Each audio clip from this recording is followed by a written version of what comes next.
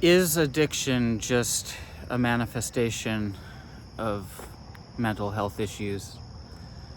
I don't really know. I'm not a doctor, but I seem to think so. I choose to think that that's what's up, at least in my experience.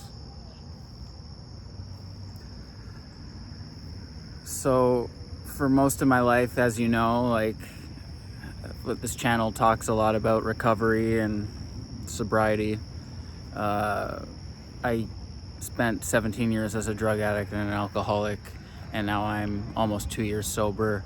But for most of my addiction, I always thought I was crazy, I didn't understand why I kept myself in this cycle of self-destruction and self-loathing, getting high all the time, putting alcohol in my body, hating myself for doing it. And I just thought I was nuts that I kept doing it over and over again. But recently I went to the doctor to get a rough diagnosis on my mental health, because I've always known that there's something up with my mental health. I just never had the courage to go into the doctor and get that sorted. So I finally went in and they gave me a rough diagnosis. They're gonna send me to another person for a second opinion, just to be sure, because people are wrongfully diagnosed all the time. But I think the diagnosis is pretty accurate, and they gave me some medication for it, and it seems to be helping. I don't need to get into the details of what the diagnosis actually is, but it seems to make sense as to why I was the way I was for so many years. Not to use it as an excuse, but has a part to play in my journey, and it's kind of nice to put a name to it instead of just thinking you're crazy. So I don't know.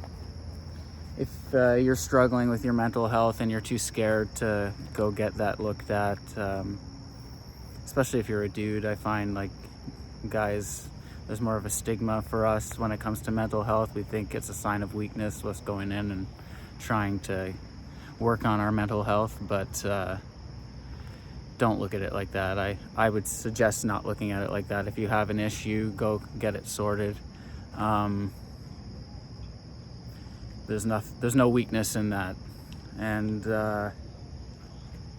yeah, who knows, maybe if you're stuck in the cycle of addiction right now, that could be a reason why you are, because you have an undiagnosed mental illness and you're just trying to cope with it the best way you can, because that's how I was living my life for 17 years. I was just trying to cope the best way I could by numbing the pain, numbing the feelings, the dark thoughts with drugs and alcohol, and eventually that just brought me to my knees where I couldn't take it anymore. And now I'm at the point in my recovery where it's I'm not drinking, I'm not doing drugs, but I'm still left alone with my thoughts and the voices in my head. Not literally, but you know what I mean. I'm left alone with myself, and I gotta learn how to live my life sober and deal with these issues sober.